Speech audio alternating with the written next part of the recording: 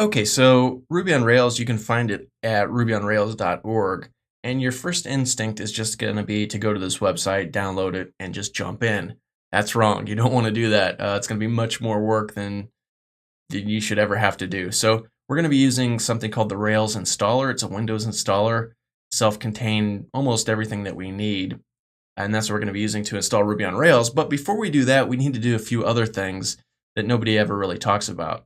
So the first thing we need to do, and this is kind of weird and it doesn't quite sit right with me, but we have to install Node. So Node is JavaScript. It's the big popular JavaScript thing. Allows you to do JavaScript on a server, but Node on your Windows machine lets you do all kinds of weird JavaScript stuff behind the scenes. And Ruby on Rails actually uses quite a bit of JavaScript these days, and so it needs Node in order to work. Now, chances are pretty good you've already got Node on your computer. You probably downloaded it in the background of some other program that you've downloaded in the past without even knowing it. But that version is always not always reliable. So you might be able to get by, but probably not. You're going to get errors. So the first thing I always do is I just go and download Node. So go to Google, type in Node, and you'll see nodejs.org. First thing that pops up. This is what we want. So there is a couple of versions, 8.11.3 LTS. If it's a different version by the time you see this video or this course, no big deal. Just download the latest version. Or we have this 10.8.0 current.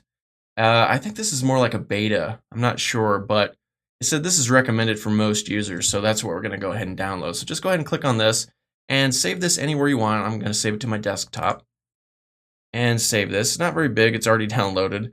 And then just click right here down at the bottom of the screen or find it wherever you downloaded it on your desktop and just click run. Pull this over. So it's going to take a minute to do its thing. Okay, so we could just follow along and let's see. I've already got Node on my computer, it looks like. So I'm going to go ahead and remove it first, right?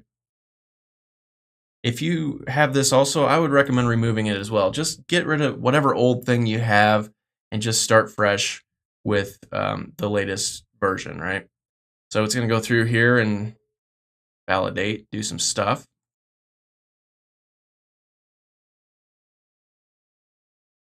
And it may ask us to restart a computer somewhere along the way. It may not. I'm not quite sure. It's been a while since I've removed Node from my computer.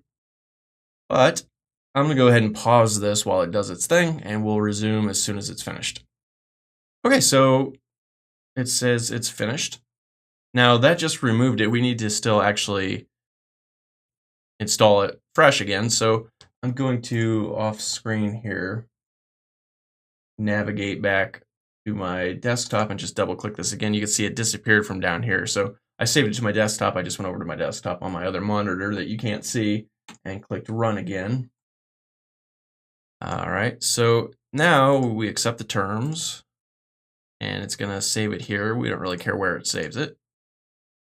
Make sure, we want to add to path. That's good. Yep. So just take all the defaults and then go ahead and click next. And I'm going to go ahead and pause it again while this does its thing. And we'll start up right after that. Okay, so we get this final thing that says it's completed and we're good to go. So go ahead and click finish and that should be that. So it didn't say we need to restart our computer, but I'm telling you right now, restart your computer. Don't go on to the next video. Don't pass go, collect $200. Don't do anything until you restarted your computer. I just find that it's after you reinstall Node or install it for the first time, it's just a good idea to restart your computer. So that's all for this video. In the next video, we'll look at version control Git and setting that up on a Windows and why that's important. So that'll be in the next video.